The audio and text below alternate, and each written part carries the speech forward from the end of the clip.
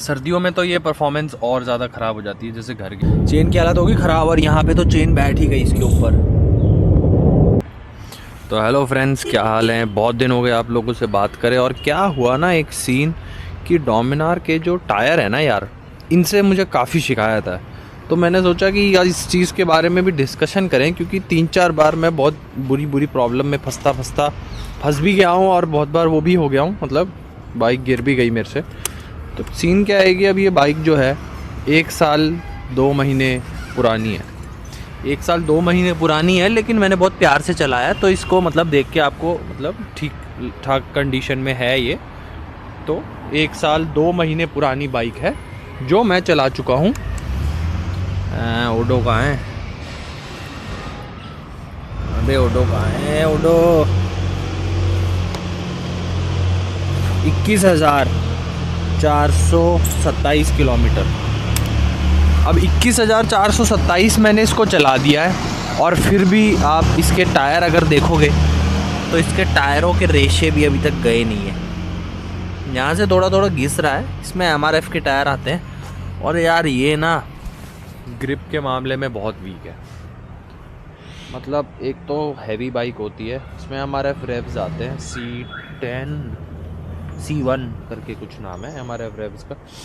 यार मतलब सर्दियों में तो ये परफॉर्मेंस और ज़्यादा ख़राब हो जाती है, जैसे घर के अंदर फर्श वाला होता है उस पर तो सब टायर स्लिप करते हैं, लेकिन भाई ये कुछ ज़्यादा ही स्लिप करते हैं।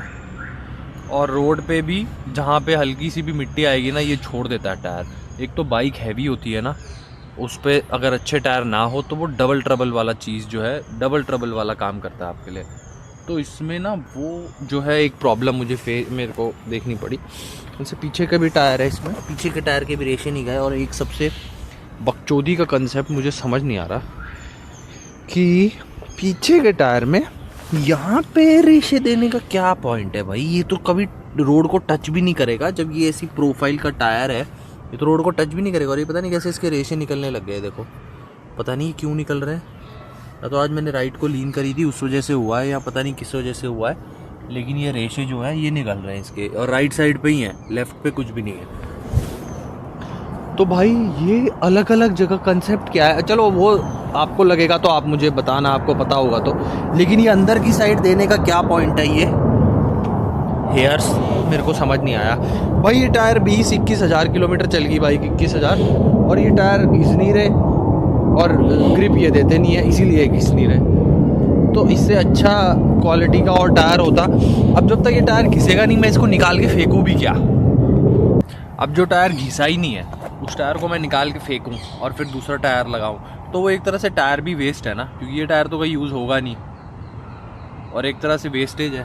तो अगर इसी में अच्छी क्वालिटी का टायर होता, वो भले ही 5,000 कम किलोमीटर चलता, लेकिन अच्छी ग्रिप देता, बाइक गिरे ना, आपको चोट ना लगे, स्लिप ना करे, तो वो ज़्यादा अच्छी चीज़ है ना, भले ही जल्दी घिस जाए। पता नहीं क्या कॉन्सेप्ट है। अब मैं तो रिसर्च कर ही रहा हूँ, जब भी टायर चेंज कराऊंगा तो KTM वगैरह में, या मतलब जो भी कोई और अच्छी बाइक में जो टायर्स आते हैं वो ही लगाऊंगा इसमें। यार ये MRF वाला ना अभी परसों ही स्लिप हो गया।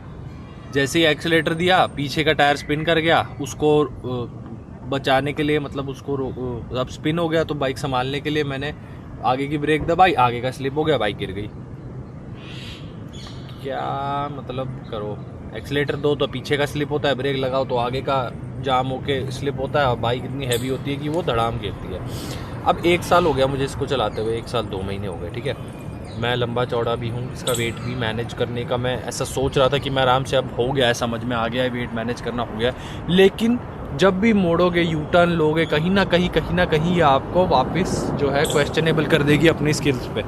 जी ये बाइक कोई बाइक नहीं करेगी, लेकिन ये बाइक कर देगी, क्योंकि ये ना एक तो टॉल है, हैवी है, ऊपर से टॉप हैवी भी मुझे लगती है। तो पता नहीं क्या ही सीन है। कभी कभी ऐसा होगा कि जब झुकी ना भाई ये बाइक, तो ये बाइक झुकेगी भाई, फिर आपको इसको वापस लाना जो है ना वो बहुत मुश्किल है।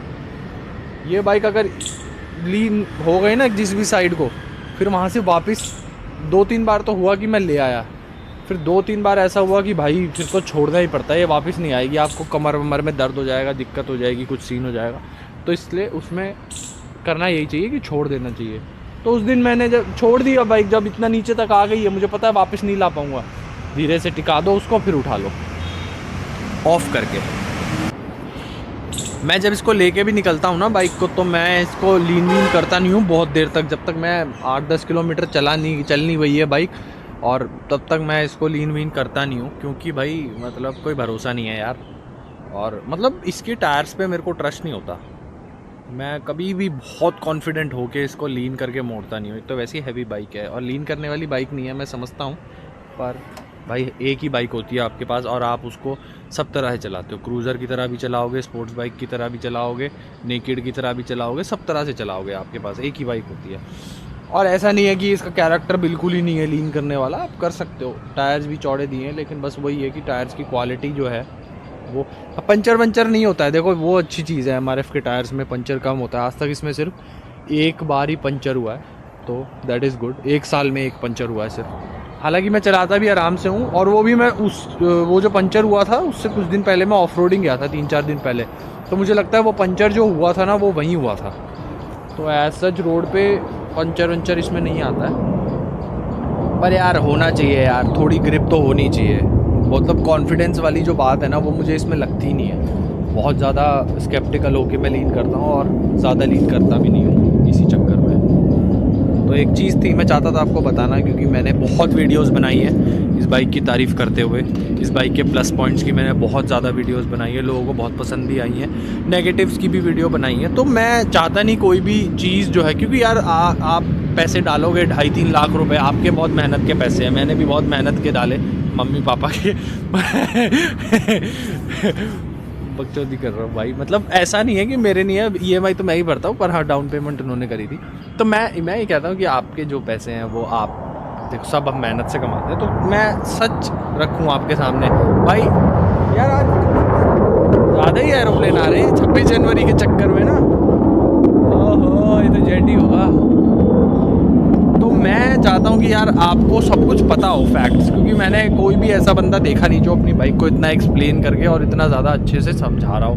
तो मैंने सोचा कि ये जो है फिर मेरे को करना चाहिए, क्योंकि मैं इस बाइक को रोज़ चला रहा हूँ, 40-50 किलोमीटर मैं रोज़ चलाता हूँ इसको, तो मैं काफ़ी अच्छे से ना एक्सपीरियंस करने का मुझे मौका मिल रहा है, समझने का मौका मिल रहा है बाइक के साथ। तो कोई भी क्वेश्चन हो आप मेरे को बता सकते हो, मैं आपको आंसर कर सकता हूँ, क्योंकि मैंने इस बाइक को 1 साल रोज़ चलाया है, रोज़ 4-5 ही दिन गए होंगे जो मैंने इसको चलाया नहीं होगा, जहाँ जाना होता है मैं इसी पे जाता हूँ, तो वो बात है। तो मुझे लगा कि एक टायर जो है वो इसका वीक पॉइंट है, और एक मतलब अगर कोई नई बाइक लेता है या कोई इसको चलाता है तो उसको ये दिमाग में पता होना चाहिए हमेशा कि भाई डोमिनार्स के वो टायर नहीं है कि आप लीन करके बहुत ज़्यादा चलाओगे, या वो जब तक वो बहुत गर्म नहीं हो चुके हैं, टायर एकदम स्टिकी नहीं हो गए हैं, रोड बहुत अच्छी नहीं है, रोड अच्छी है ना और टायर्स गर्म है, स्टिकी है, काफ़ी चल चुकी है बाइक, तो आप कर सकते हो लीन, कोई ऐसा वो है नहीं।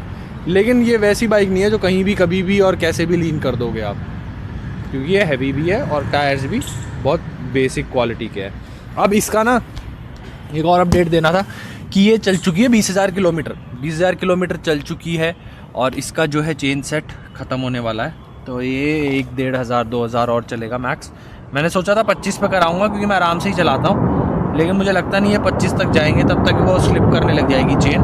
तो आपको चेन की हालत दिखाता हूँ पहले।